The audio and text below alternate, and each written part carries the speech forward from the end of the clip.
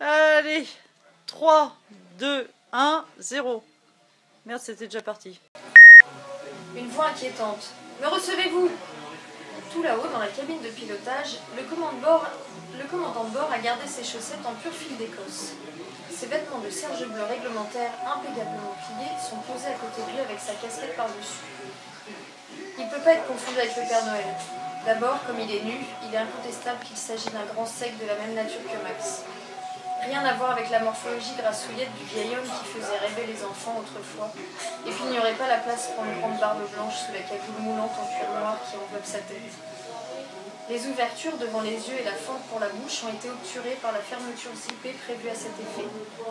Seuls 2 petits trous pour le nez lui procurent une entrée d'air qui lui permet de ne pas étouffer. Il a une dizaine d'aiguilles de couturière piquées dans chaque téton. Et comme il a les fesses posées sur le bord de son siège, les poids chromés suspendus à des pinces qui lui étirent la poche de son scrotum pendent en se balançant dans le vide. La même voix. « Me recevez-vous? Répondez !» Tout le monde crie. Le copilote, un grand brun, beau gosse, coupe de cheveux impeccable, un alignement de dents parfait et les joues qui sentent bon, surgit de derrière le rideau qui isole un espace réservé au personnel en arrangeant vite fait sa cravate. Suivi d'une jeune hôtesse aux traits radieux, des filles dans les publicités pour produits de beauté, le corsage déformé par une très impressionnante anomalie mammaire qui la précède plus que joliment dans son déplacement. Cette formidable partie saillante qui lui fait perdre la vue du sol est contrebalancée à partir d'une taille fine par les rondeurs d'une paire de fesses tout aussi époustouflantes. Elle avance à petits pas en rajustant tant bien que mal sa jupe un peu remontée, la lissant avec le plat de la main en effectuant en même temps un léger mouvement rotatif du bassin, avant de remettre un peu d'ordre dans sa coiffure et redresser son calot. Ils ont bien du mal à se maintenir debout en revenant vers l'avant de l'appareil, car tout vibre, tout tangue et oscille autour d'eux. Comme l'intérieur du métro aérien lorsqu'il passe sur des aiguillages. Ah oui. Alors là, attends, je me déplace et je relis ce petit passage comme j'ai inventé. Elle avance à petits pas en rajustant tant bien que mal sa jupe un peu remontée, la lissant avec le plat de la main en effectuant en même temps un léger mouvement rotatif du bassin, avant de remettre un peu d'ordre dans sa coiffure et redresser son calot. Ils ont bien du mal à se maintenir debout en revenant vers l'avant de l'appareil, car tout vibre, tout tangue et oscille autour d'eux, comme l'intérieur du métro aérien lorsqu'il passe sur des aiguillages. Ils se regardent car ils ont soudain tous les deux, en même temps, la sensation désagréable de plonger à une vitesse folle sur la mégalopole. Et c'est là qu'ils entendent les braillements diffusés dans le cockpit.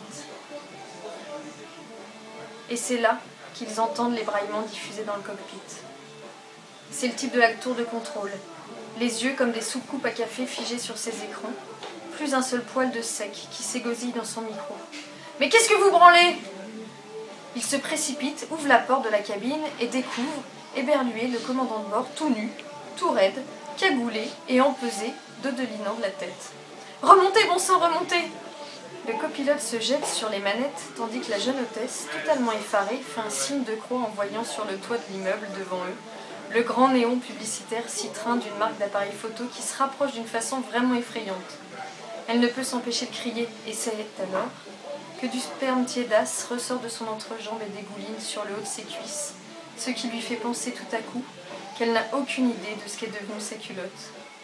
Le néon est maintenant énorme, et elle ferme les yeux. C'est passé. Ça a été juste, très juste, mais c'est passé.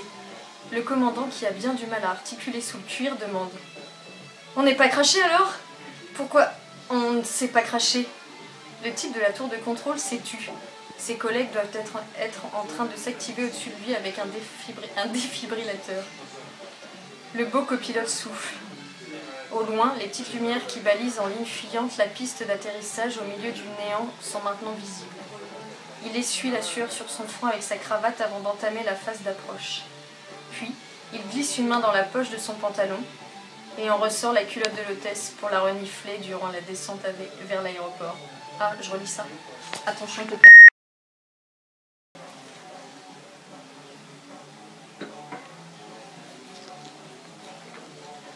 C'est passé. Ça a été juste, très juste, mais c'est passé. Le commandant, qui a bien du mal à articuler sous le cuir, demande « On s'est pas craché alors ? Pourquoi on s'est pas craché ?» Le type de la tour de contrôle s'est tu. Ses collègues doivent être en train de s'activer au-dessus de lui avec un défibrillateur. Le beau copilote souffle. Au loin, les petites lumières qui balisent en ligne fuyante la piste d'atterrissage au milieu du néant sont maintenant visibles.